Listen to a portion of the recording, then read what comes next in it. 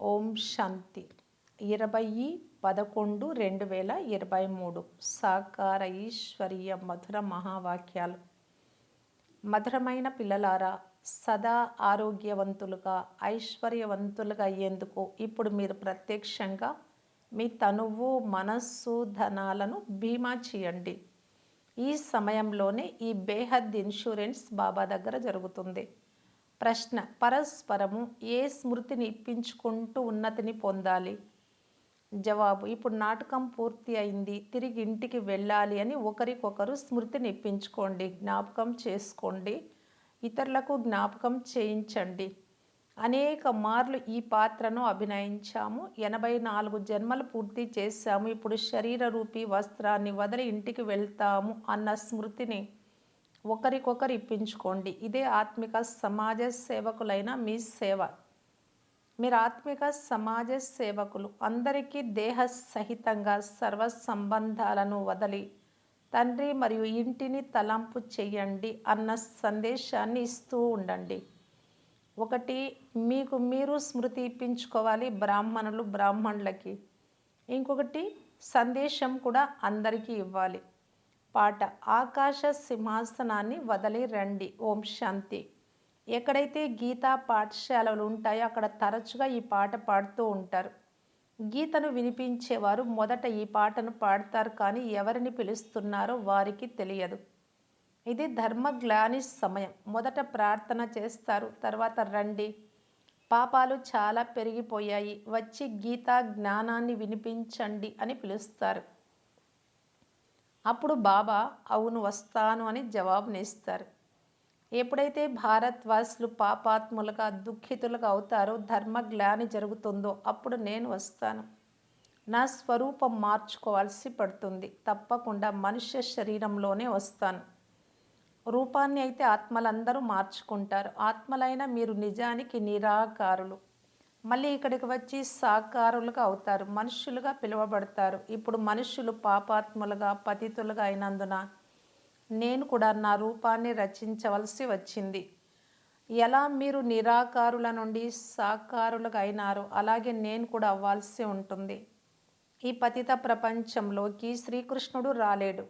అతడు స్వర్గానికి యజమాని. శ్రీకృష్ణుడు గీతను వినిపించాడు అని అంటారు, కానీ కృష్ణుడైతే పతిత ప్రపంచంలో ఉండేందుకు వీలు లేదు. అతని నామ, రూప, దేశ, కాల, కర్తవ్యాలు పూర్తిగా భిన్నమైనవి. ఈ విషయాలు తండ్రి అర్థం చేయిస్తూ ఉన్నారు. కృష్ణునికైతే తన తల్లి తండ్రులు ఉన్నారు.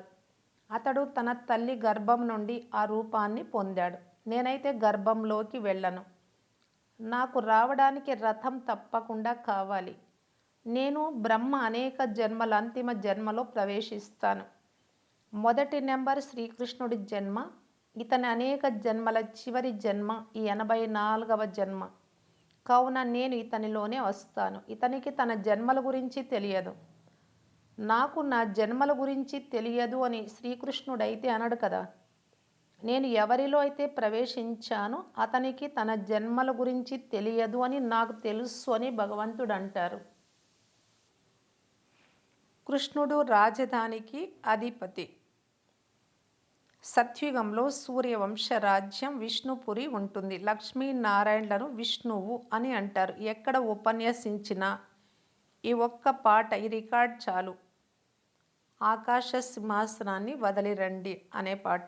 ఎందుకంటే భారత్వాసులు స్వయంగా ఈ పాటను పాడతారు. ధర్మం ప్రాయలోపమైనప్పుడు నేను వచ్చి గీతను వినిపిస్తాను. అదే ధర్మాన్ని మళ్ళీ స్థాపన చేస్తాను. ఆ ధర్మానికి చెందిన వారెవ్వరూ లేరు కనుక వారు ఎవ్వరూ లేనప్పుడు గీతా జ్ఞానం ఎక్కడి నుండి వచ్చింది? సత్య త్రేతాయుగాలలో ఏ శాస్త్రాలు మొదలైనవి ఉండవు అని తండ్రి అర్థం చేయించారు. ఇవన్నీ భక్తి మార్గంలోని సామగ్రి. వీటి ద్వారా ఎవ్వరూ నన్ను కలుసుకోలేరు. నేను రావాల్సి పడుతుంది. నేను వచ్చి అందరికీ గతి ద్వారా సద్గతినిస్తాను. అందరూ తిరిగి ఇంటికి రావాల్సి ఉంటుంది, పరంధామానికి. అది గతి.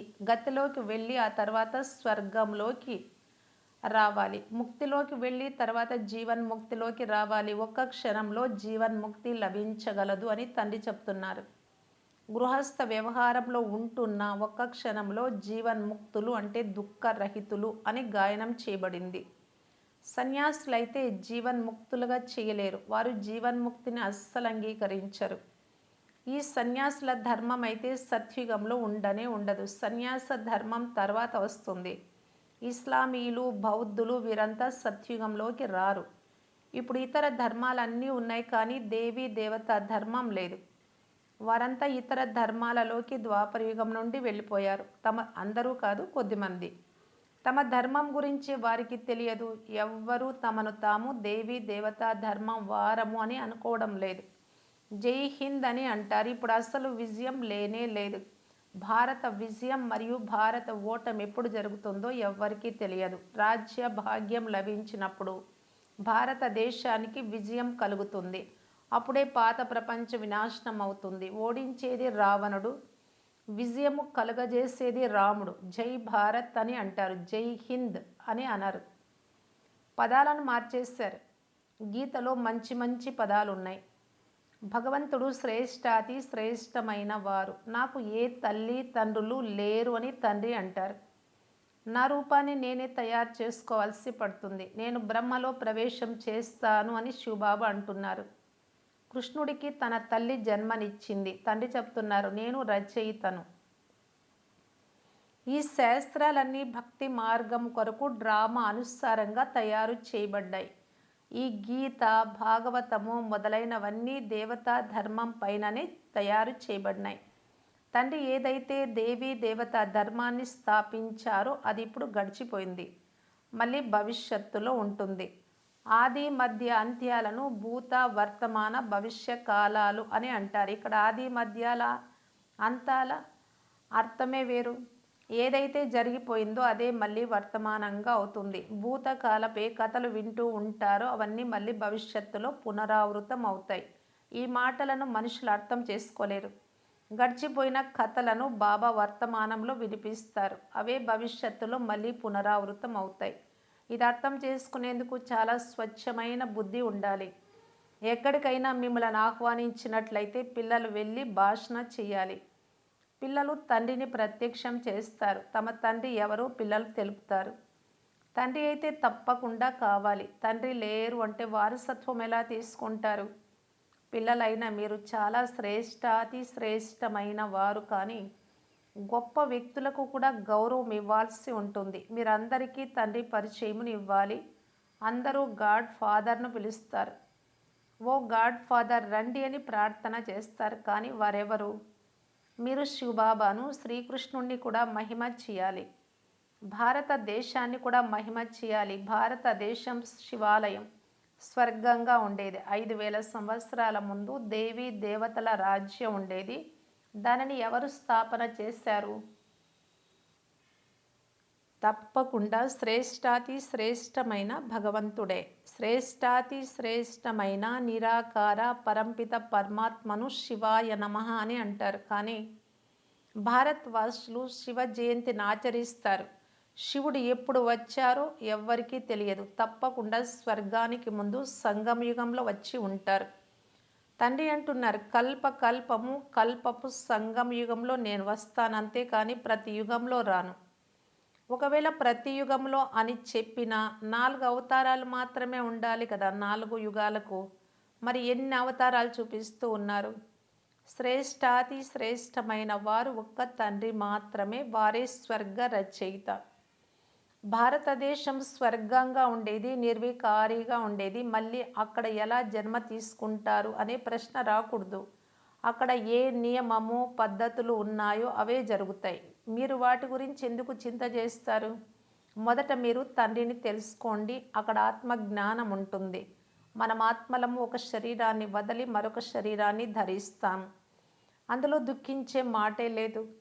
అక్కడ ఎప్పుడు అకాల మృత్యువే ఉండదు. సంతోషంగా శరీరాన్ని వదిలేస్తారు. రూపాన్ని మార్చుకొని ఎలా వస్తారో తండ్రి అర్థం చేయించారు. కృష్ణుని గురించి అలా అన్నారు. అతడు గర్భం ద్వారా జన్మ తీసుకుంటాడు. బ్రహ్మ విష్ణు శంకరులు సూక్ష్మవతన వాసులు. ప్రజాపిత బ్రహ్మ అయితే ఇక్కడే ఉండాలి. మీరు వారి సంతానం. ఆ నిరాకార తండ్రి అవినాశి. ఆత్మలైన మీరు కూడా అవినాశియే. కానీ మీరు తప్పకుండా పునర్జన్మలలోకి రావాలి. ఇది తయారైన డ్రామా. మళ్ళీ వచ్చి గీతా జ్ఞానము వినిపించమని అంటారు. అందరూ చక్రంలోకి తప్పకుండా వస్తారు. తండ్రి కూడా ఒకప్పుడు వచ్చి వెళ్ళిన వారే మళ్ళీ ఇప్పుడు వచ్చారు. మళ్ళీ వచ్చి గీతా జ్ఞానం వినిపిస్తాను అని అంటూ ఉన్నారు. పతిత పావన రండి అని పిలుస్తారు. అంటే ఇది తప్పకుండా పతిత ప్రపంచమే కదా, అందరూ పతితులుగానే ఉన్నారు. ఆ పాపాలను పోగొట్టుకునేందుకు గంగా స్నానం చేసేందుకు వెళ్తారు. స్వర్గంలో ఈ భారతదేశమే ఉండేది. భారతదేశం శ్రేష్టమైన అవినాశి ఖండం, అందరికీ తీర్థస్థానం. మానవులందరూ పతితులుగానే ఉన్నారు. అందరికీ జీవన్ముక్తిని ఇచ్చేవారు ఆ తండ్రియే. ఎవరైతే ఇంత గొప్ప సర్వీస్ చేస్తారో వారి మహిమ తప్పకుండా గాయనం చేయాలి కదా. అవినాశి తండ్రి జన్మస్థానం భారతదేశమే. వారే అందరినీ పావనంగా చేస్తారు. వారు తమ జన్మస్థానాన్ని వదిలి ఇంకెక్కడికి వెళ్ళరు. కనుక తండ్రి కూర్చొని తాను ఏ విధంగా రూపాన్ని రచిస్తారో అర్థం చేయిస్తారు. అంతా ధారణ పైననే ఆధారపడి ఉంది. ధారణ అనుసారమే అంటే బాబా ఏం చెప్తూ ఉన్నారో దాన్ని ఆచరణలోకి తీసుకొచ్చే దాని అనుసారంగానే పిల్లలైనా మీ పదవి ఉంటుంది. అందరి మురళి ఒకే విధంగా ఉండదు. వెదురు మురళిని అందరూ వాయిస్తారు. అందరూ ఒకే విధంగా మ్రోగించలేరు. అది కూడా ప్రతి పాత్రధారుల పాత్ర వేరుగా ఉంటుంది. ఇంత చిన్న ఆత్మలో ఎంత పెద్ద పాత్ర ఉంది. నేను కూడా పాత్రధారినే అని పరమాత్మ కూడా చెప్తున్నారు. ఎప్పుడు ధర్మ గ్లాని జరుగుతుందో అప్పుడు నేను వస్తాను. భక్తి మార్గంలో కూడా నేనే ఇస్తాను. ఈశ్వరార్థంగా దాన పుణ్యాలు చేస్తారు. ఆ ఫలితాన్ని కూడా ఈశ్వరుడే ఇస్తారు. అందరూ స్వయానికి ఇన్షూర్ చేసుకుంటారు. దీని ఫలితం మరుసటి జన్మలో లభిస్తుంది అని వారికి తెలుసు. మీరు 21 జన్మలకు బీమా చేసుకుంటారు. 21 జన్మలకు. అయితే అది హద్దు బీమా పరోక్షంగా చేసుకునేది. ఇది బేహద్ ఇన్సూరెన్స్ డైరెక్ట్గా చేసుకునేది. మీరు తనువు, మనస్సు, ధనముల ద్వారా స్వయాన్ని బీమా చేసుకుంటారు. తర్వాత లెక్కలేనంత ధనాన్ని పొందుతారు ఇక్కడ చేసుకున్నందుకు. అక్కడ ఆరోగ్యవంతులుగా అవుతారు, ఐశ్వర్యవంతులుగా అవుతారు. మీరు నేరుగా బీమా చేస్తూ ఉన్నారు. మానవులు ఈశ్వరార్థం దానం చేస్తారు. ఈశ్వరుడు ఇస్తాడు అని భావిస్తారు. అయితే ఎలా ఇప్పిస్తారో వారికి తెలియదు. ఏదైతే లభిస్తుందో అదంతా ఈశ్వరుడే ఇచ్చాడు అని మానవులు భావిస్తారు. ఈశ్వరుడే కుమారుడిని ఇచ్చారు అని అంటారు. అచ్చా, ఇచ్చిన వారు మళ్ళీ తీసుకుంటారు. అందరూ తప్పకుండా మరణించాలి. జతలో ఏది వెళ్ళదు. ఈ శరీరం కూడా సమాప్తం అవుతుంది. కావున ఇప్పుడు ఏదైతే బీమా చేసుకుంటారో అది చెయ్యండి. అదే మళ్ళీ 21 జన్మలకు బీమాగా అవుతుంది. మీ దగ్గరికే వస్తుంది. అలాగని బీమా చేసుకొని సర్వీస్ ఏమి చేయకుండా తింటూ ఉండమని కాదు. సర్వీస్ అయితే చేయాలి కదా. మీ ఖర్చు కూడా నడుస్తుంది. బీమా చేసుకొని తింటూ ఉంటే ఏమీ లభించదు. ఎప్పుడైతే సర్వీస్ చేస్తారో అప్పుడే శ్రేష్ఠ పదవిని కూడా పొందుతారు. ఎవరు ఎంత ఎక్కువగా సేవ చేస్తారో అంత ఎక్కువ లభిస్తుంది. సర్వీస్ కొద్దిగా చేసినట్లయితే కొద్దిగానే లభిస్తుంది. ప్రభుత్వ సమాజ సేవకులు కూడా నెంబర్ వారుగా ఉంటారు. వారిపైన పెద్ద పెద్ద హెడ్స్ ఉంటారు. అనేక ప్రకారాల సమాజ సేవకులు ఉన్నారు. అయితే వారిది దేహ సంబంధమైన సేవ. మీరు ఆత్మిక సర్వీస్ ప్రతి ఒక్కరిని మీరు యాత్రికులుగా చేస్తారు. ఇది తండ్రి వద్దకు వెళ్ళే ఆత్మిక యాత్ర. తండ్రి చెప్తున్నారు, దేహ సహితంగా దేహ సర్వ సంబంధాలను, గురువులను, గోసాయిలు మొదలైన వారిని కూడా వదిలేసి నన్ను ఒక్కరినే స్మృతి చేయండి. పరంపిత పరమాత్మ నిరాకారులు సాకార రూపాన్ని ధారణ చేసి అర్థం చేయిస్తూ ఉన్నారు.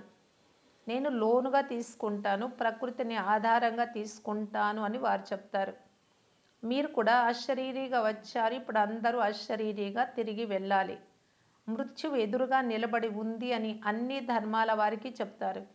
యాదవులు, కౌరవులు సమాప్తమైపోతారు. మిగిలిన పాండవులు మళ్ళీ వచ్చి రాజ్యం చేస్తారు. ఈ గీతా అధ్యాయం మళ్ళీ పునరావృతం అవుతూ ఉంది. పాత ప్రపంచం వినాశనం అవుతుంది. ఎందుకంటే 84 జన్మలు తీసుకుంటూ ఇది పాతదిగా అయిపోయింది. 84 జన్మలు పూర్తి అయిపోయాయి. నాటకం పూర్తి అయ్యింది. ఇప్పుడు తిరిగి వెళ్ళాలి. శరీరాన్ని వదిలి ఇంటికి వెళ్ళిపోతాం. ఇప్పుడు తిరిగి ఇంటికి వెళ్ళాలి అని పరస్పరము స్మృతి నిప్పించుకుంటూ ఉంటారు. అనేక సార్లు 84 జన్మల పాత్ర చేశారు. ఈ నాటకం అనాదిగా తయారైంది.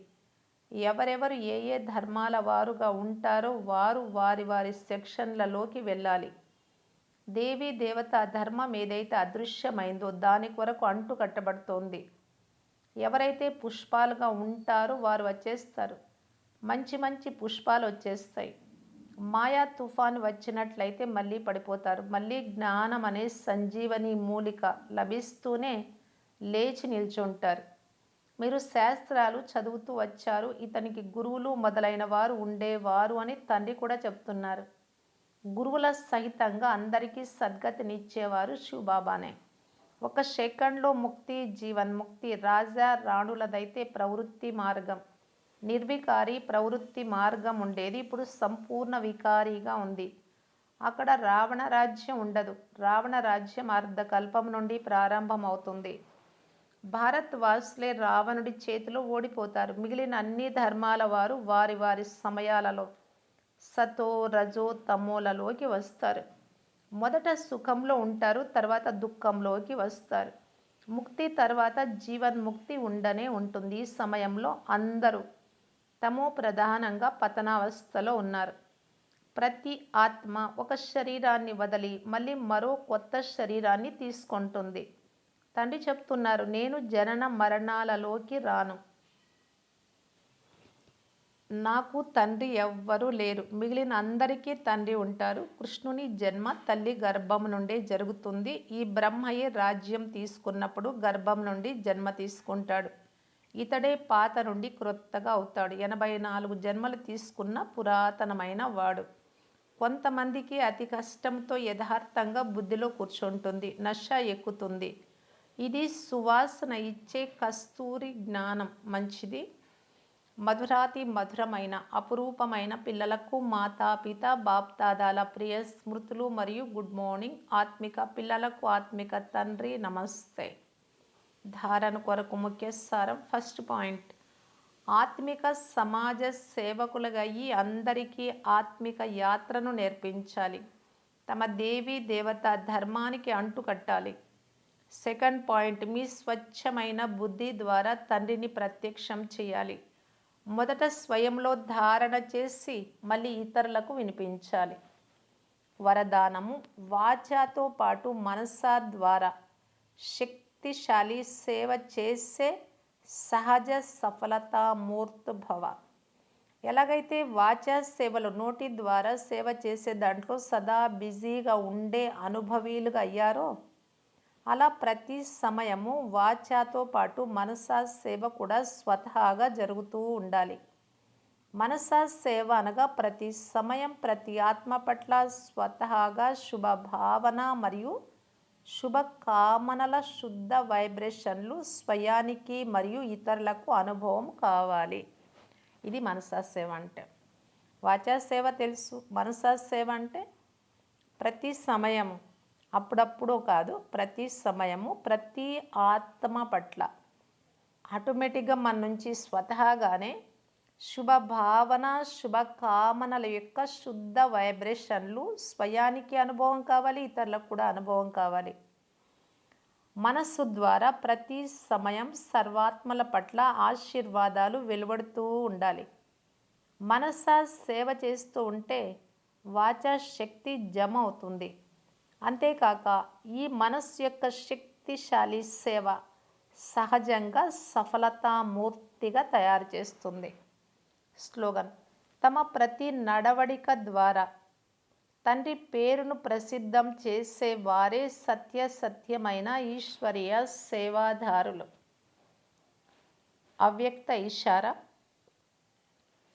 సుఖస్వరూపులై అందరికీ సుఖాన్ని ఇస్తూ పొందుతూ ఆశీర్వాదాలను ఇస్తూ పొందుతూ ఉండటానికి బాప్దాదా తెలియజేస్తూ ఉన్నారు. సహించడము వెనుక శక్తి ఉంది. సహించడము అనగా శక్తి రూపాన్ని ప్రత్యక్షంగా చూపించటం. సహించారు అంటే ఎవరి కొరకు సహించారు? సహించమని చెప్పిన బాబాకు ఆజ్ఞాకారిగా కావటానికి సహించాను, ఇతరుల కొరకు కాదు. ఇది ఎప్పుడు గుర్తు ఉండాలి అంటారు బాబా.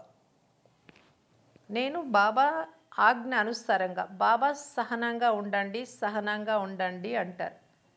ఒకరోజు సహనం, సంవత్సరం సహనం, 26 సంవత్సరాలు సహనం అని కాదు, జీవితాంతం సహనం. అది సహనం వచ్చింది అంటే అది ఎప్పటికీ ఉండిపోతుంది స్వతహాగానే. మరి అలా చెప్పినటువంటి వారెవరు? బాబా చెప్తూ ఉన్నారు, నేను పాటించా. బాబా ఆజ్ఞని శిరసా వహించారు.